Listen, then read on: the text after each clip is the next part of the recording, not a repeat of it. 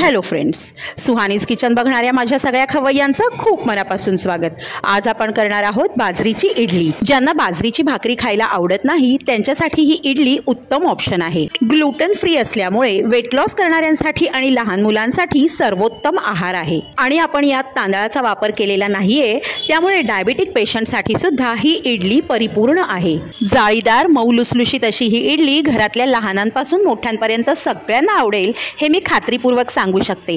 तेव्हा या थंडीत एकदा तरी बाजरीची इडली करून बघाच। चला तर मग जाऊया माझ्या किचन मध्ये आणि बघूया याची साहित्य आणि कृती। बाजरीची इडली करण्यासाठी एका मोठ्या मिक्सिंग बाउल मध्ये मी 1 कप बाजरी घेतलेली आहे। तुमच्याकडे मेजरिंग कप्स नसतील तर घरातली कुठलीही वाटी किंवा पेला वापरलात तरीही चालेल, पण मग बाकीचे सगळं साहित्य मोजण्यासाठी तोच वाटी किंवा पेला ठेवावा। यात घालायची आहे अर्धा कप उडदाची डाळ, अर्धा कप मुगाची डाळ आणि 1 टीस्पून मेथी दाणे।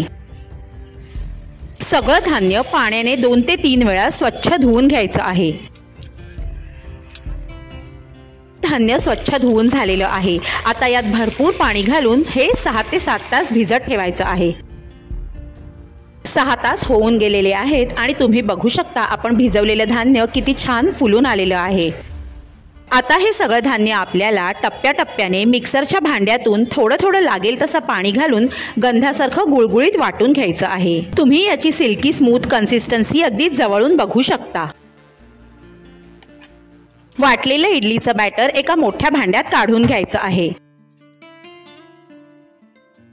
मिक्सरच्या भांड्यात थोडं पाणी घालून उरलेला रेसिड्यू सुद्धा काढून घ्यायचा आहे आणि सगळं मिक्स करून घ्यायचं आहे। आता आपल्या स्वच्छ हाताने इडलीचा बॅटर एकाच दिशेने 5 ते 7 मिनिटं फेटून घ्यायचं आहे। असं केल्यामुळे 2 फायदे होतात। एक तर पिठात हवा भरली जाऊन इडल्या मस्त मऊ लुसलुशीत पोकळ होतात आणि दुसरं म्हणजे आपल्या हाताची उष्णता पिठात उतरल्यामुळे पीठ लवकर फर्मेंट व्हायला मदत होते। आता हे पीठ 7 ते 8 तास फर्मेंट होण्यासाठी झाकून ठेवून द्यायचं आहे। रात्रभर ठेवल्यास अतिशय उत्तम। मी रात्रभर पीठ फर्मेंट व्हायला ठेवलं होतं। आता सकाळी आपण हे उघडून बघूया। पीठ किती सुरेख फुगून आलंय तुम्ही बघू शकता। हे पहा, पिठात मस्त बबल्स आलेले आहेत। आपल्या इडल्या छान जाळीदार मऊ लुसलुशीत होणार आहेत। सगळं पीठ एकदा मिक्स करून घ्यायचं आहे। यात चवीनुसार मीठ घालून मिक्स करून घ्यायचं आहे। फ्रेंड्स, ही कन्सिस्टन्सी एकदम परफेक्ट आहे, पण तुमचं पीठ जर जास्त घट्ट झालं असेल तर या स्टेजला मिठासोबत थोडंसं पाणी सुद्धा ॲड करा। इडली वाफवण्यासाठी मी इडलीचा कुकर पाणी भरून गॅसवर ठेवलेला आहे।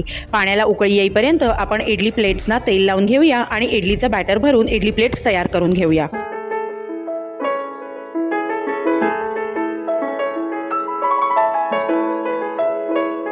इडली प्लेट 2 ते 3 वेळा टॅप करून घ्यायची आहे। असं केल्यामुळे बॅटरमध्ये जर काही एअर बबल्स राहिले असतील तर ते निघून जातील आणि इडली बॅटर सगळीकडे सारखं स्प्रेड होईल। सगळ्या इडली प्लेट्स तयार आहेत। आता या प्लेट्स इडली कुकरमध्ये ठेवून मध्यम ते मोठ्या आचेवर 12 ते 15 मिनिटं इडली स्टीम करून घ्यायची आहे।